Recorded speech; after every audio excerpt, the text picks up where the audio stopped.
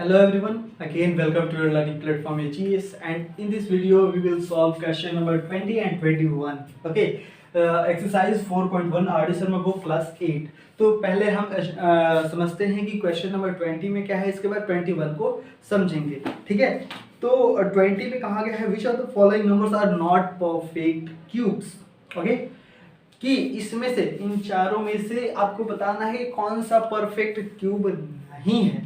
ठीक है, तो वो चेक करने का तरीका मैं बता चुका हूँ कि किस तरीके से चेक करते हैं. तो पहले मैं तो एक बार चेक करके सिखा देता हूँ कि किस तरीके से चेक करते हैं. तो फर्स्ट हमारे पास 64 लिखा हुआ है, तो स्क्वायर रूट चेक करना हो, परफेक्ट स्क्वायर चेक करना हो या फिर परफेक्ट क्यूब चेक करना हो, सबसे पहले कुछ नहीं करते हैं, जो भी नंबर दिया हुआ है उसका हम प्राइम फैक्टराइजेशन करते हैं. क्या करते हैं?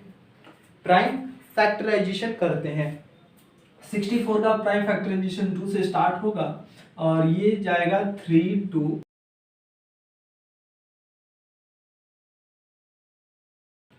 ये जो आया हमारे पास प्राइम फैक्टर, अब इसको लिखते हैं कैसे? 64 इज इक्वल टू 1 2 3 4 5 6 टाइम्स है, 6 बार हो गया. अब इसको क्या चेक करना था? क्यूब रूट चेक करना था. तो क्यूब रूट हम पहले इसके ऊपर चढ़ाएंगे. क्यूब रूट पूरे के ऊपर यहाँ पर 3 लिख देते हैं तो वो क्यूब रूट हो जाता है. स्क्वायर रूट के ऊपर 3 लिख देते हैं तो वो क्यूब रूट हो जाता है. अब इसका परफेक्ट स्क्वायर के लिए चेक करना है ना. परफेक्ट स्क्वायर इसलिए चेक करते हैं, ऐसे चेक करते हैं कि थ्री नंबरों का पेयर, एक पेयर, 3 सेम नंबरों का एक पेयर, 1 2 3, 3 2 है तो इसका एक पेयर बना. जब एक पेयर बनता है तो वो रूट के, क्यूब रूट के बाहर निकल जाता है. क्या बन जाता है? 3 का पेयर जब एक पेयर बना तो वो क्यूब रूट के बाहर निकल जाता है. अगेन 3 का एक और पेयर बन रहा है तो दोनों बाहर निकल जाएगा. क्यूब रूट से दोनों बाहर निकल जाएगा, यानी 3 2 के बदले हम एक 2 लिखेंगे और इसके 3 2 के बदले एक 2 लिखेंगे. तो 2 इंटू 2 इज इक्वल टू क्या निकल गया? 4 निकल गया. और ये भी हमने निकाल दिया परफेक्ट स्क्वायर. तो ये परफेक्ट क्यूब तो बता दिया कि ये परफेक्ट क्यूब है. क्यों? क्योंकि ये क्यूब रूट से बाहर निकल आया. और ये भी बता दिया किसका क्यूब रूट है? 4 का. किसका क्यूब रूट है? 4 का. तो ये तो चेक करने का तरीका मैंने बता दिया. सिंपली आप क्या कर सकते हैं, ये क्यूब रूट ना लगाकर केवल पेयरिंग चेक कर लीजिए. अगर पेयर है तो क्यूब रूट है कि सॉरी क्यूब परफेक्ट क्यूब है, और पेयर नहीं मिल रहा है इट मींस क्या है? वो परफेक्ट क्यूब नहीं है. अगेन क्वेश्चन नंबर 21 में समझते हैं कि क्या कहा गया है. कहा गया for each of the non perfect cube in question number 20 find the smallest number by which it must be first multiplied so that the product is a perfect cube, and second is divided so that the quotient is a perfect cube. अब कहा गया है कि इन चारों में से कौन सा ऐसा एक नंबर है जो कि परफेक्ट क्यूब नहीं है. और परफेक्ट क्यूब नहीं है तो उसे परफेक्ट क्यूब बनाने के लिए सबसे छोटी संख्या कौन सी मल्टीप्लाई किया जाएगा या फिर सबसे छोटी संख्या कौन सी डिवाइड की जाएगी. बस यही क्वेश्चन है. तो आप क्या करोगे? इसको सॉल्व करोगे, ये एक परफेक्ट क्यूब है. इसको सॉल्व करोगे, ये भी एक परफेक्ट क्यूब है. ये एक नॉन परफेक्ट क्यूब है. उसको मैं सॉल्व करके आपको बताता हूँ किस तरीके से क्वेश्चन नंबर 20 भी और 21 के लिए भी 21 के लिए भी सॉल्व करेंगे. तो सबसे पहले क्या मैंने बताया? क्यूब रूट निकालेंगे, पर प्राइम फैक्टराइजेशन करेंगे. 243 का प्राइम फैक्टराइजेशन करते हैं. ये 2 से तो जाएगा नहीं लेकिन 3 से जाएगा.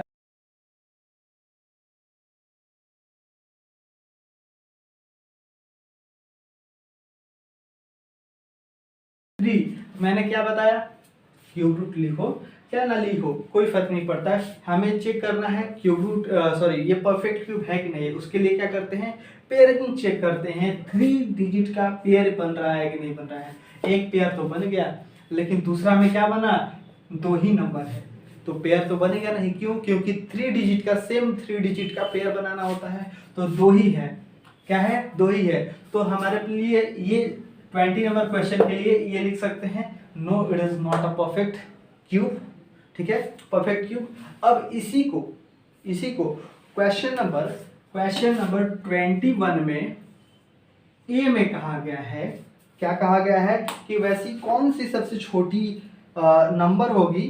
ठीक है, छोटी संख्या कह सकते हैं, छोटा नंबर कह सकते हैं, कि इसमें मल्टीप्लाई कर देने पर वो एक परफेक्ट क्यूब बन जाए। तो परफेक्ट क्यूब बनने के लिए क्या होना चाहिए? पेयर कंप्लीट होना चाहिए। ठीक है, तो 2 ऑलरेडी है, अगर एक और 3 से मल्टीप्लाई कर देते हैं तो एक पेयर मिल जाएगा, बिल्कुल मिल जाएगा। तो हम क्या कह सकते हैं, 3 जो होगा वो आंसर होगा 3 इज मल्टीप्लाइड बाई 3 इज, लिख सकते हैं multiplied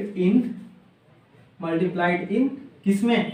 243 for perfect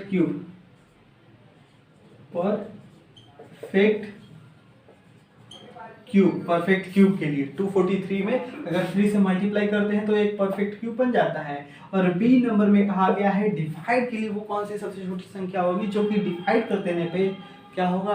perfect cube बन जाए। तो आप ये बता दो, एक पेयर तो ऑलरेडी है, अगर जो अनपेयर है उसे हटा दे तो बाकी जो बचेगा वो क्या हो जाएगा? परफेक्ट क्यूब हो जाएगा, बिल्कुल हो जाएगा। तो परफेक्ट क्यूब हो जाएगा। तो ये क्या है? 3 इंटू 3 9 है। क्या है? 3 इंटू 3 9 है। तो इस 9 को हम जब डिवाइड कर देंगे, पूरे में 9 से डिवाइड कर देंगे तो यही एक 3 डिजिट का एक पेयर बचेगा, और वो एक पेयर क्या होता है?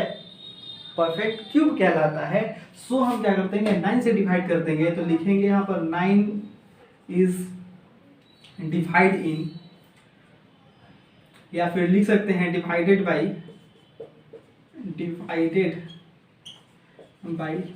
9 इन 243 फॉर परफेक्ट